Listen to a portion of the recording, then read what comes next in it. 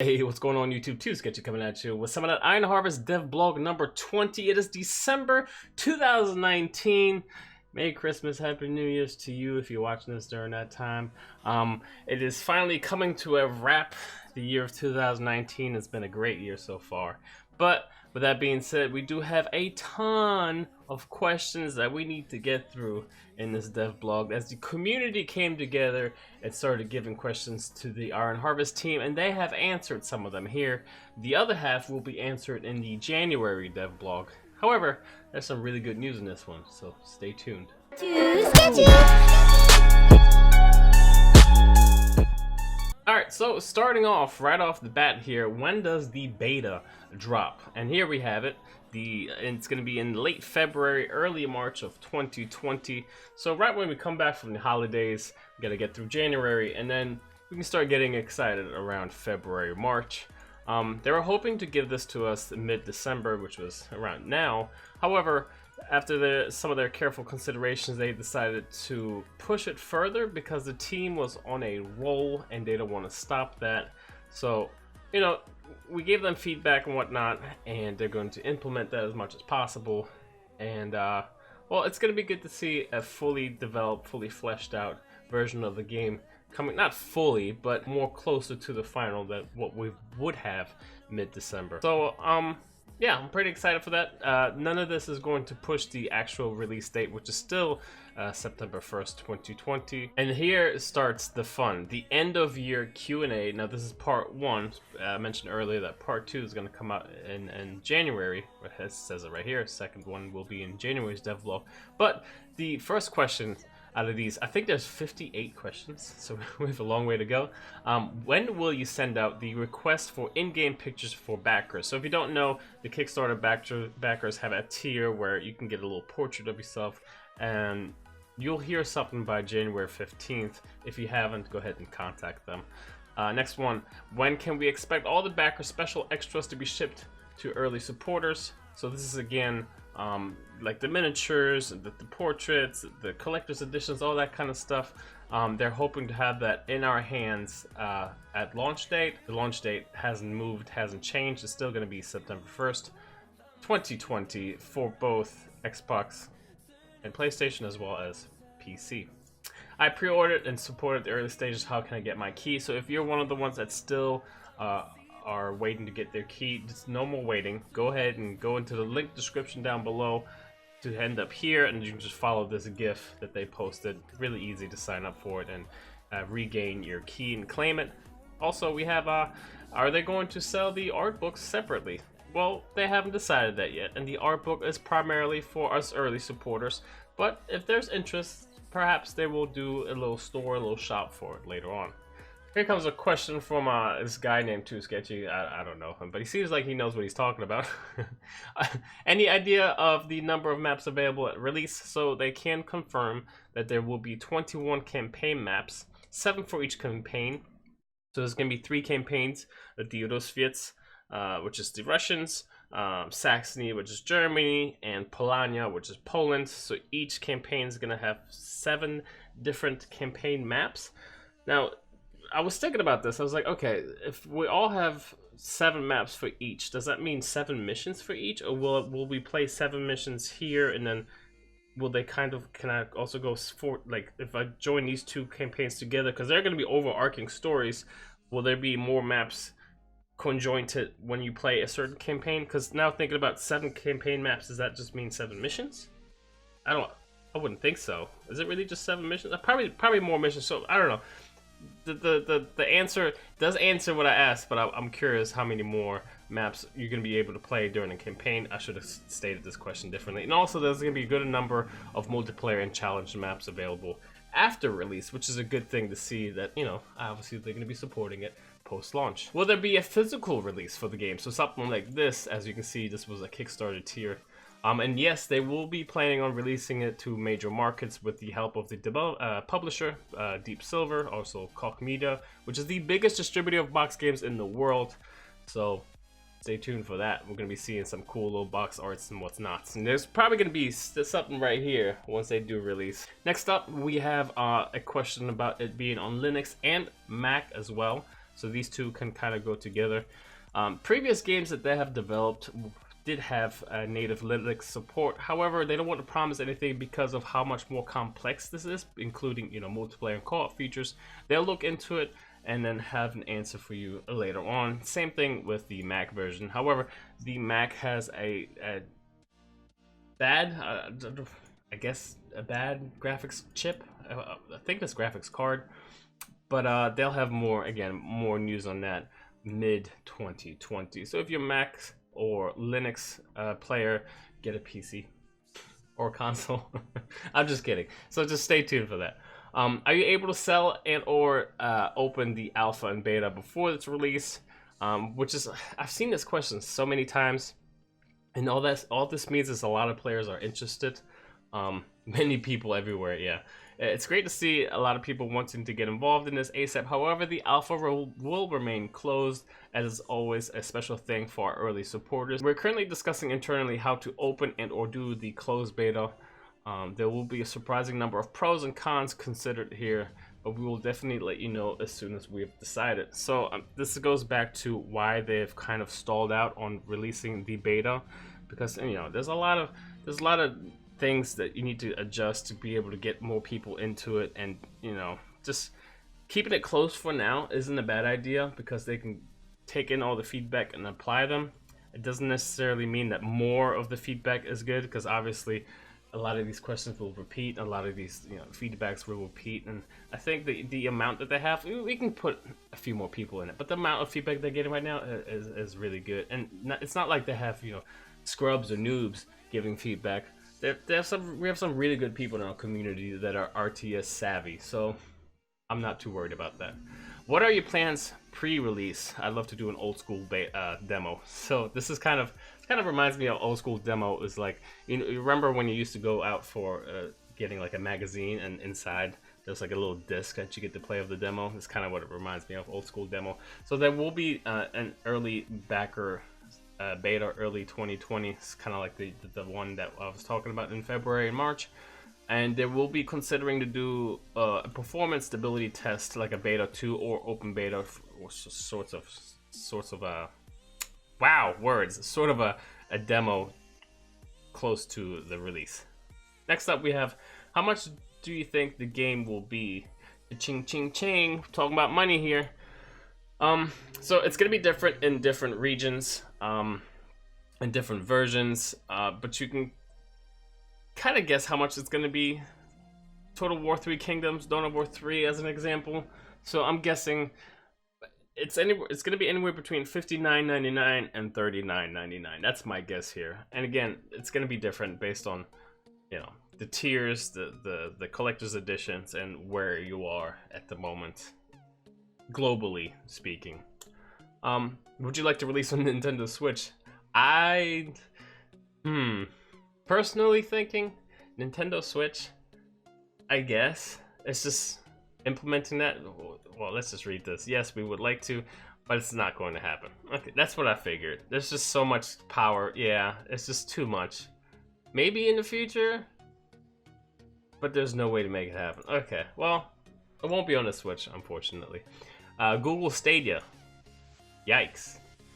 Oh, also we skipped one here. Next gen consoles like the Xbox Series S and the PlayStation 5. We don't know yet. We're talking to Unity, our engine provider, and Deep Silver, in close contact with Sony and Microsoft. So we'll be investigating that. Okay, cool. Stadia, it's probably the same as the next gen. We'll be investigating. In general, we think it makes sense to give players the most different. Okay, yeah. We don't like to be exclusive, but they like choices, which is fine. What is the strategy on the roadmap to keep the game alive? So I like this one. This is by Chaos.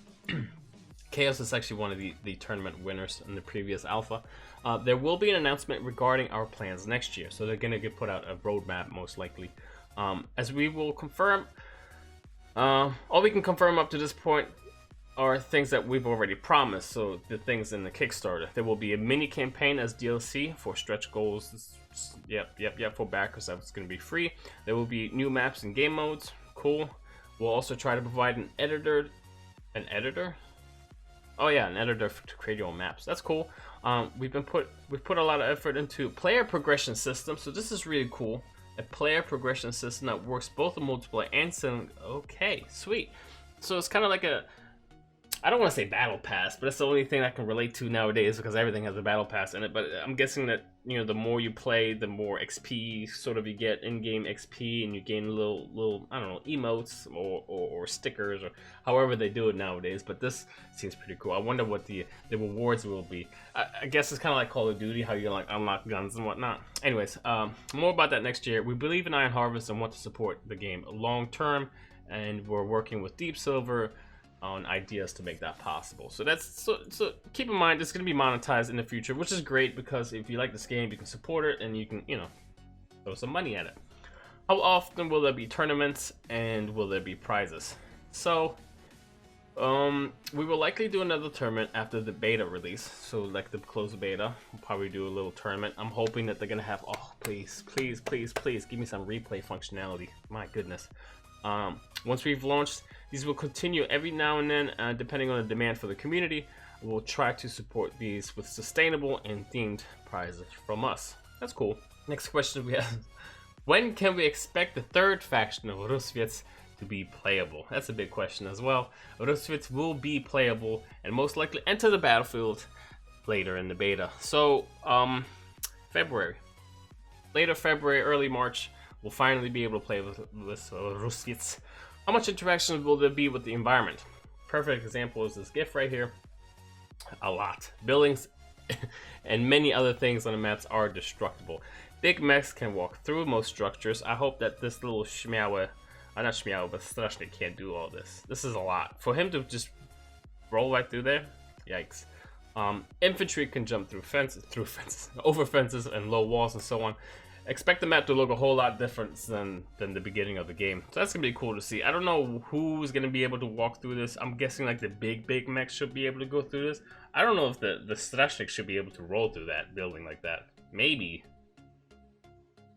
That's a lot of destruction just for a little mech like that. We'll see. We'll see how they balance that. Will mechs be able to suffer partial damage? So this is kind of considering that, you know, if you shoot the legs, will he limp like on the battlefield when you slow down? They say no. It will, you know, take visually. It'll have visual damage. So if you shoot it in the back, it'll have damage in the back. If you shoot it in the front, it'll be, you know, damage in the front. But it won't be hindered where it's being taken damage from. All right. So next up we have: will you change the balance of the infantry can swap to any type? So it's kind of. This was a big discussion early on how fast you can switch your engineers, because people would just spam engineers because it's this cheap unit and then just go gather the equipment like machine guns, AT cannons, grenades, you know, stuff like that. And it's supposed to be, if this question is more of the realistic aspect of the game. And it's kind of a pet peeve of mine because Iron Harvest is not a realistic game. It's not. It's not a realistic game. This isn't Company of Heroes. This is completely different. This is a brand new IP. So I can see why, you know, it's not realistic. And that's his answer.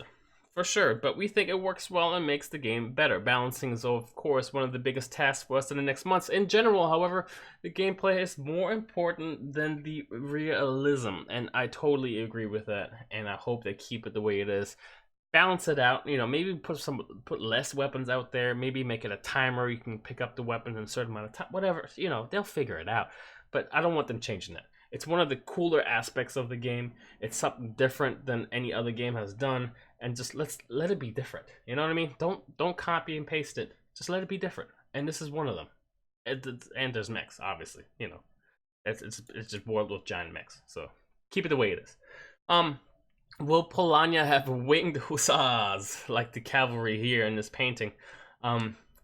Cavalry will be in game for Polania, and it will be during the beta.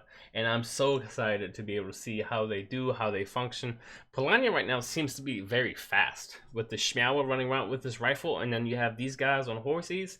This sounds intimidating, but there's no wings, unfortunately. So no wings.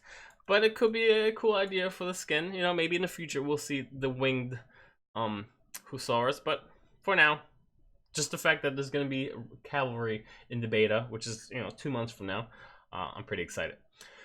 What will the production system be like in making units? Will it be cheap and easy, or will it cost a lot and make it feel like every life matters? One of our design goals was to make each unit squad feel important. Your units become veteran and ultimately elite units, so you want to keep them alive as long as possible.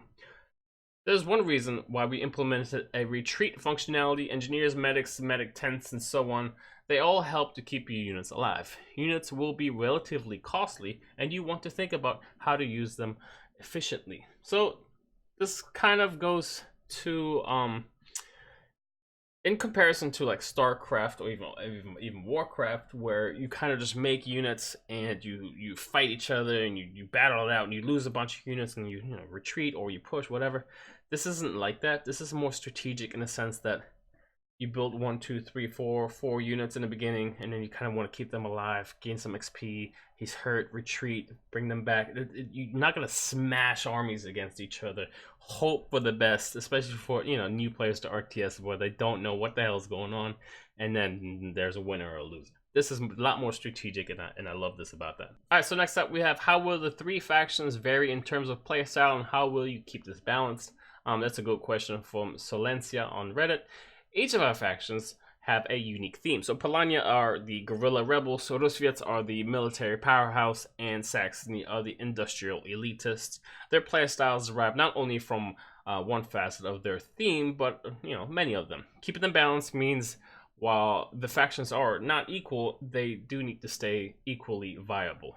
We ensure this by providing each factions with all the tools they need to be able to match them with their themes, which is that's how it should be. How many versus AI challenges are you planning for the game? From Ethos Immortal of the Discord, we will have a couple of challenge maps in the game, which are maps with special goals designed for you to play multiple times and get better over time. Cool. But you can also play multiplayer maps against the AI in any configuration. So for example, an AI teammate against 2 AIs, which is pretty cool if you don't feel like playing multiplayer or don't like that scene at all. Nothing from stopping you from doing some skirmish games. We don't know yet exactly how many maps will be in game, so that's the multiplayer part. They were able to tell me how many there were for the campaign, but probably not for the multiplayer or the challenge maps. Or how many will be after its release. Okay, that's fine. I'm pretty sure it's gonna be this question. What distinguishes Iron Harvest from Company of Heroes, and what stops it from feeling like a Company of Heroes marred? That's a good one here. Okay, you will see that while Company of Heroes has been a major inspiration for us, Iron Harvest plays different. Many of our units are slower, true, but offer more flexibility and utility, and this goes back to the weapon system I was talking about earlier, how you can switch them out, sort of ASAP based on what's happening on the battlefield.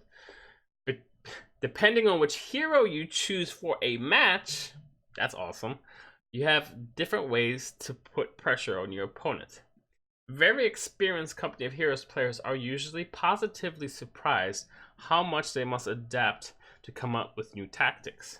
We also invested a lot of time in streamlining the UI and controls. We believe in complex and deep games, but we also think it is our job to make it easier for new players to get into the game. Really important. If you want to grow a player base, start off from the bottom, bring the players up, and make them learn a game and get adjusted to that and make them stay within this box of Iron Harvest. You know what I mean?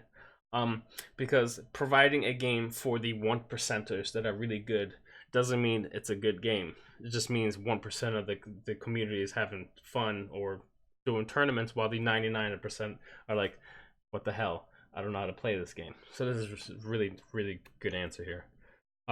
We think our UI is more consistent and less redundant than some UIs in the past. There's a whole player progression system we haven't talked about yet. Our campaign is comparatively huge, and of course we have a very different setting. Did we mention Mechs? So yeah, this sounds like a really good answer to the Company of Heroes mod memes people have been making.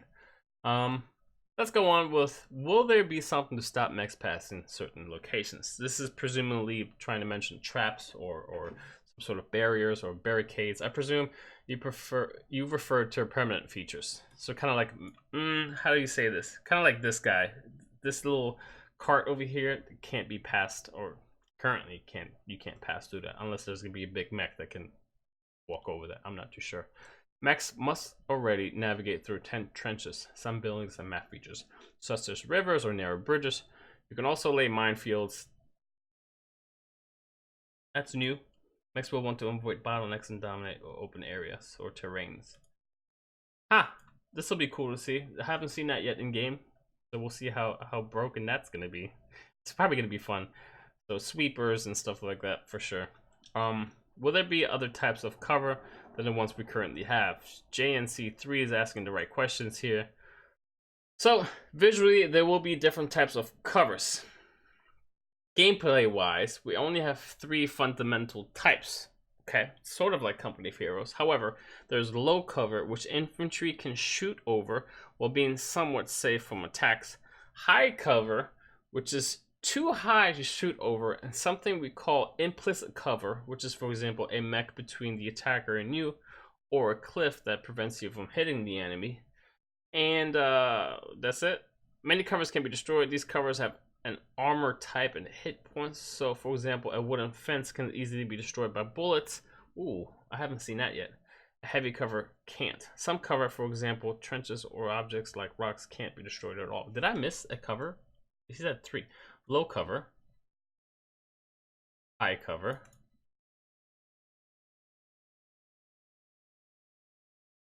no.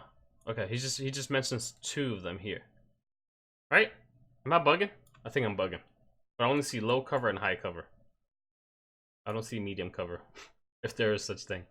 Okay, moving on. So, I mean, that's cool to see that there's gonna be multiple covers, because right now you kind of just have these dots you run around, you're hoping that there's some kind of cover. I would love to see a number structure so I can start breaking those down in the future. Are you planning on giving purchasable abilities for individual squads? Purchasable abilities, huh? Units can become veteran and eventually elite. Many units get at least 1 new ability when they level up, but you can't choose between different abilities for you. Heroes, however, you have different skills that you can level up individually during campaign.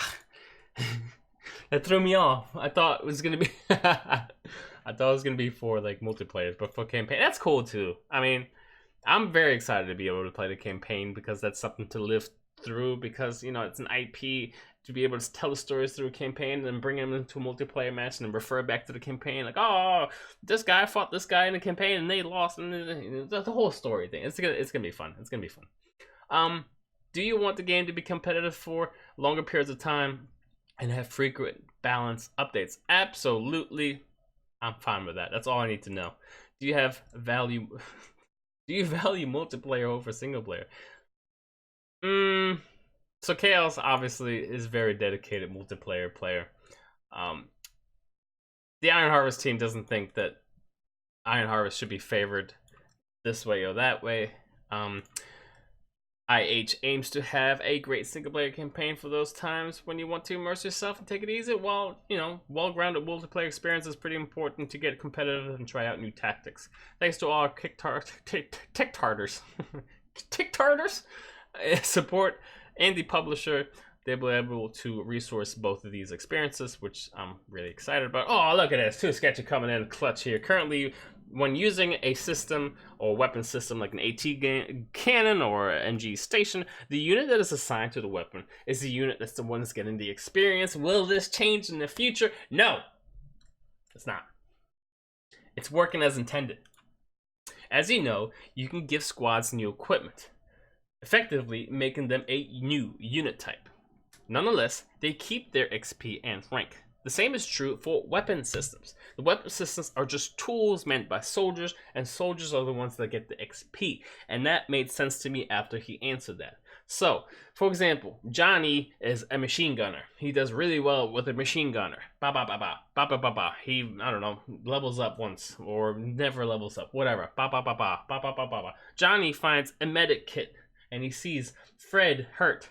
Johnny becomes a medic. He walks up to Fred but he's not a good medic. He's been shooting all his life. Johnny over here has a needle and is pricking Fred in the forehead, trying to save his life. Little does he know, it's not.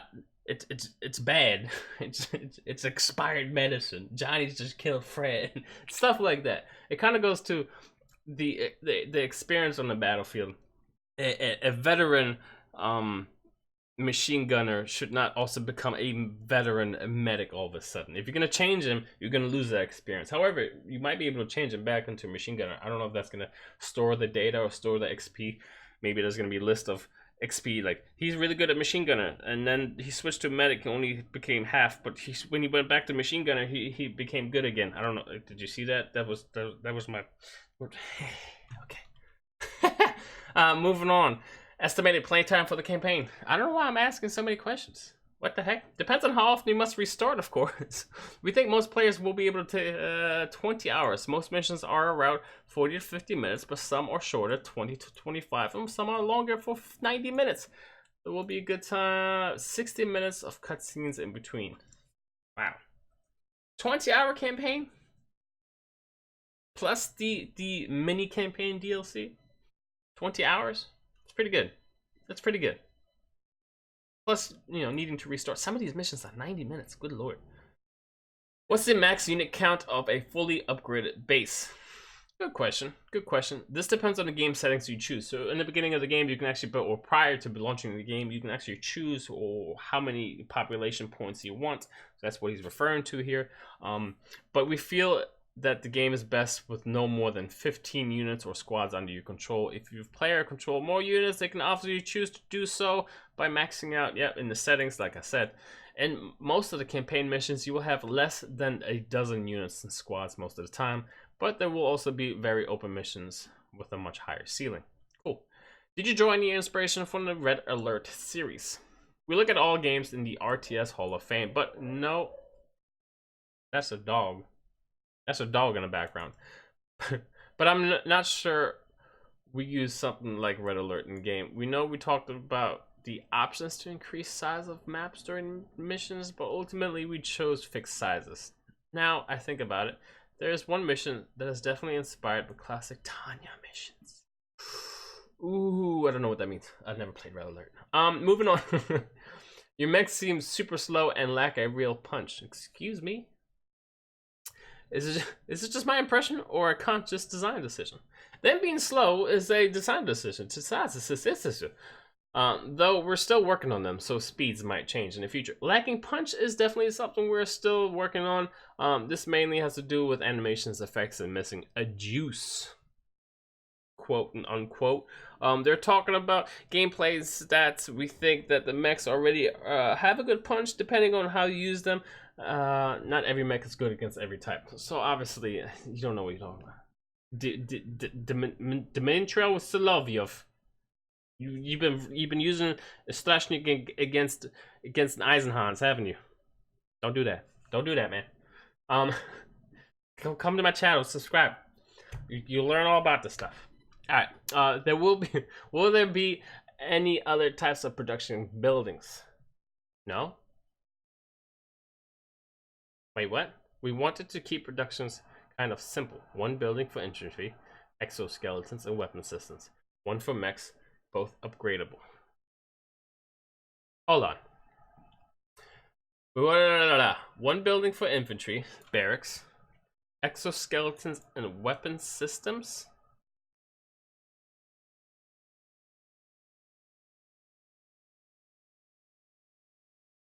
There's one more building that we haven't seen yet then. Right? Weapon systems you can make in an upgradable barracks. Oh no, one building for infantry, exoskeleton. We'll only have two buildings? Maybe in the future then. I'm kind of disappointed by that, actually. Moving on. Okay. This is good. This is good because, well, keeping it simple, you don't need to spam a bunch of buildings. It's fine. there's several things that I would have liked to see though. At least one other building, or being able to upgrade your headquarters. That's all I'm asking. If we can upgrade our headquarters, this is fine for me. Just two buildings. The base building kind of limits yourself. Base building was a big thing, big hoopla that we talked about in Iron Harvest, but you can only build two buildings. Oh, I don't know how that's gonna go. All right, so let's just move on here. Are there going to be any infantry squads with more or less than 5 men? Infantry is defined by always having 5 squad members. But there's another unit class called exoskeletons, which I'm pretty excited about because I haven't even seen them. They usually have 3 squad members. Actually, I did see them. It's Eisenhans. It's our mortar unit. It's sort of an exoskeleton, but seeing more of them is gonna be cool. They usually have 3 squads. Yep, making larger than 5 squads is something we're still investigating. It comes with technical challenges, but it might well happen in the future. That's gonna probably be a balance thing. You know, you don't want Eisenhans to completely dominate with 5 mortar guys, so they kept them at 3. We'll see how it goes in the future, though. Will there be a territory system, kind of like in Company of Heroes? No. Next. There won't be. It's right here. It says nope. Nope. Which RTS games did you look for inspiration? Oof, there's gonna be a lot of them in here. Company of Heroes, StarCraft, Warcraft 3. What else? Do we see any other ones? That's it. Those are the main 3. StarCraft, Warcraft, and Company of Heroes 1, mostly. Didn't mention 2. What surprises or interesting things did you learn about the players so far? From us, players? Very early, we did a survey, and the fact that a lot of people really cared about the campaigns in RTS was something we saw. We gave feedback to the players and some completely broken and useless. We get feedback from players from some unit. This is kind of worded. We get feedback from player A. Oh, from player A. Okay, got it. That some units is completely broken and useless, while player B thinks the units is awesome, maybe slightly overpowered. Sometimes as a developer, you think in terms of the player, or maybe player types groups, but in reality, all players and playstyles are unique. You need to figure out how to enable as many. Yeah, this sounds like a balanced nightmare.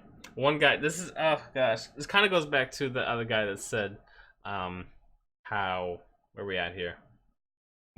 That's damage types. How he's not feeling the punch from another mech. I would never obviously use a Strashnik to be able to hit like an Erlkrinik and Eisenhans or whatever. It just goes back to the player. What else we have here? What was the biggest challenge while developing the game? The complexity. There are a lot of moving parts, literally, and so many systems that are all interconnected. On the other hand, that was Japanese for you. On the one hand,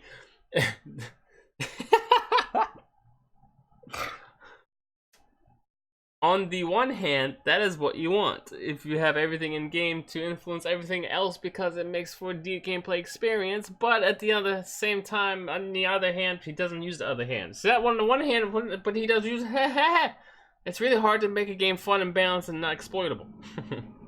We've been making games for 20 years, but this is the first time we've often left meetings with more questions than we had when we went in. Everything is more complicated and more complex than what you would expect. It became a running joke. Nothing is ever easy when you want to make an RTS game that can be there that can be there with the greats.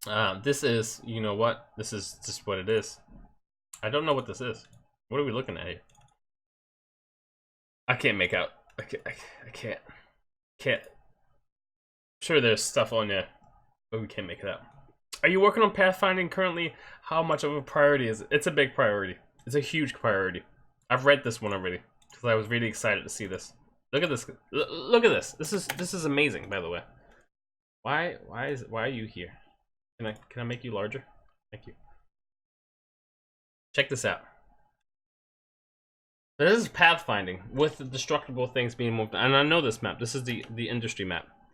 So this is one of the buildings, right? He puts out. You can see the measurements between the vertices here.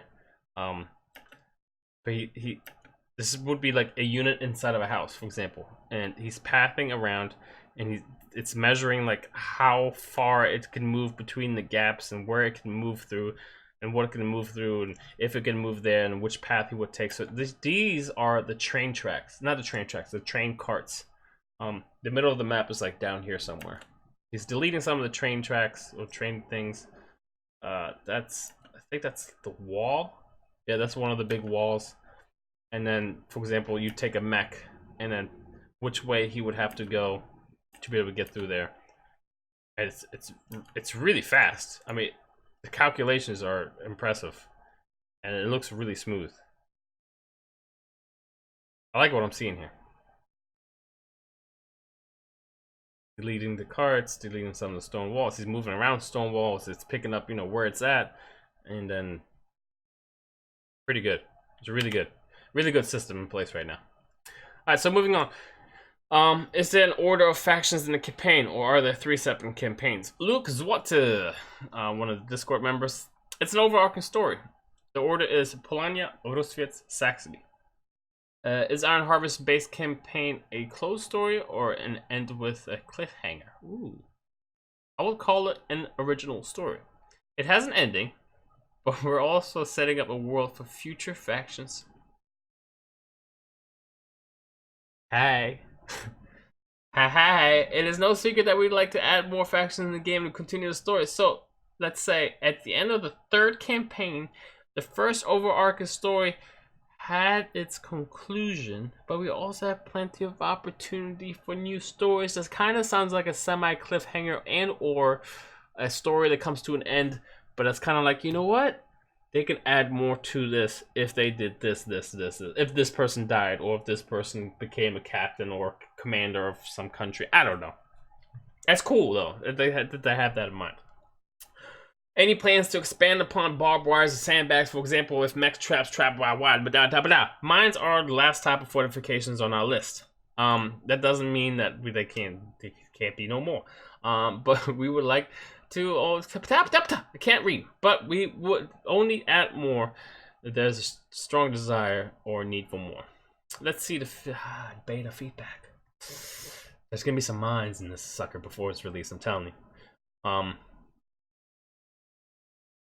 Other plans to update how garrison infantry evacuating as soon as the building loses a tiny part of it.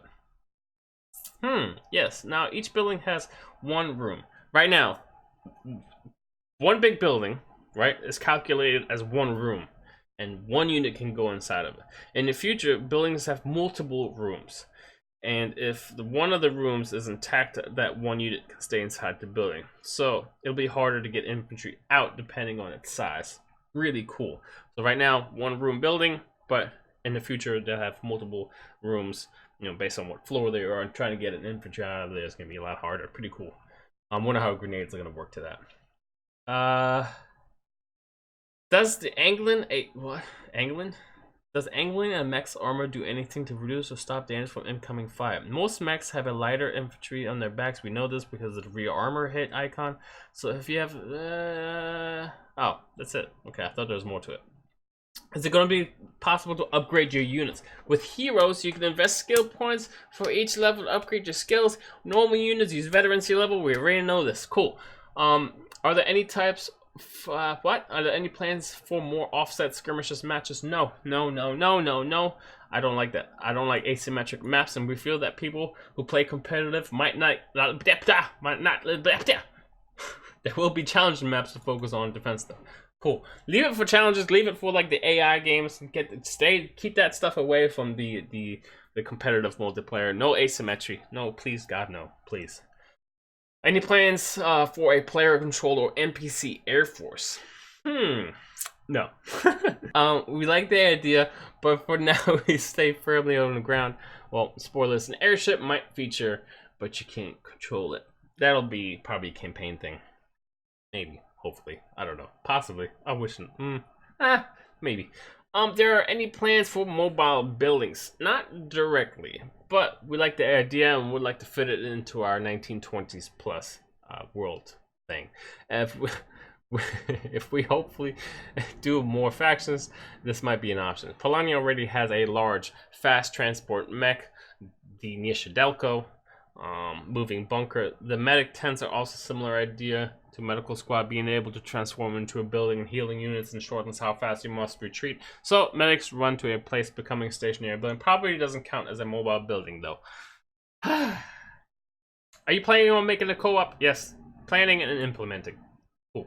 What sort of balance changes do you hope to add in the future updates? Are you aiming for slower paced combat? I feel like we already went over this. Then we envision combat to play out in a way where decisions matter. We want to keep the pace of combat slow enough for challenges to come up and versatile and take effect. Yeah, we already know this.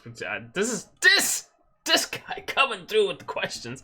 Will heroes be part of the multiplayer? Too sketchy coming at you. Optionally. What? The idea is that all players can, if they want, choose one of their faction's heroes to be part of the match. Why would you not? Depending on which hero it is, the hero will enter the game only after a certain time to ensure that, you know, obviously you won't be overpowered in the early game. Got it. Cool. So let's say the 5-minute mark. No, that's too early. 10-minute mark. 10-minute mark, right? At the 10-minute mark, everyone's hero is gonna start coming in. That whether you're playing a 1v1, 2v2, 3v3, so that'd be kind of cool if there was like an announcement, like a voiceover for each of the heroes that come in. I don't know, something was like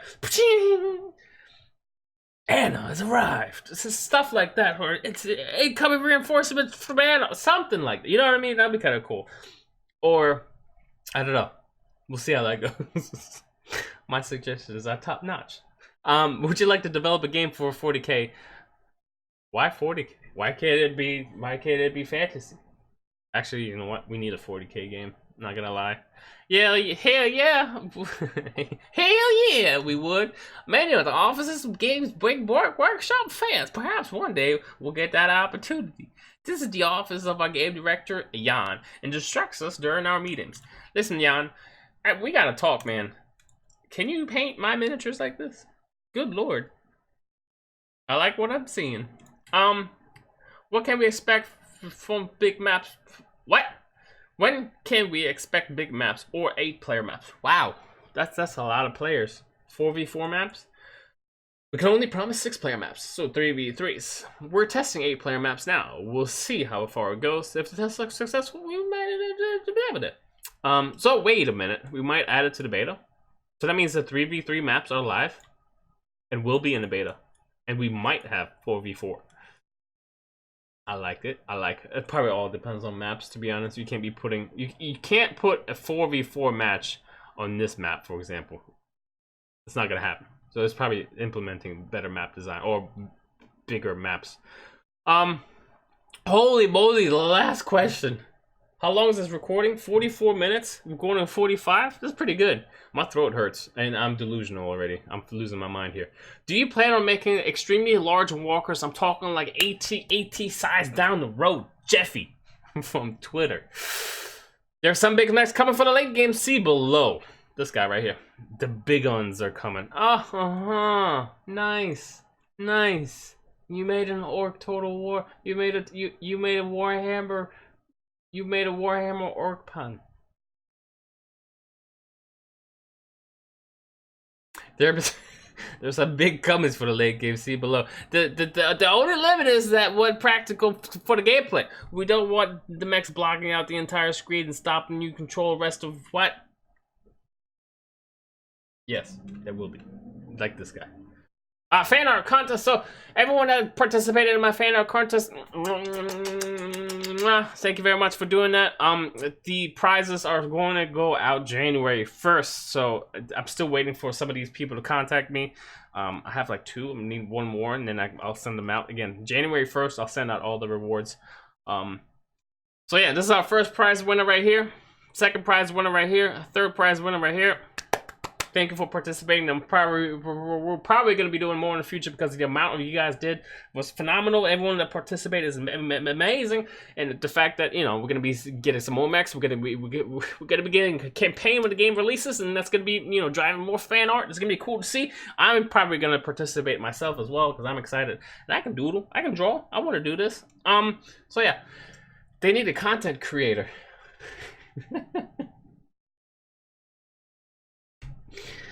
I mean,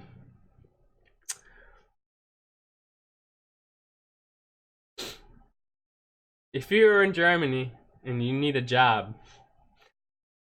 and you can do stuff with computers and videos, and you can record, you can make communities, and you get people to subscribe to your channel and like it, you be a content creator like me, but I'm doing it for free.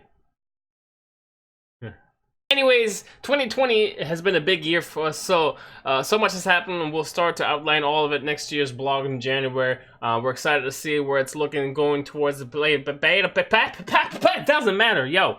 Thank you for tuning in. I'll see you guys next time. Too sketchy out. This has been a goddamn long video. Peace. Too sketchy.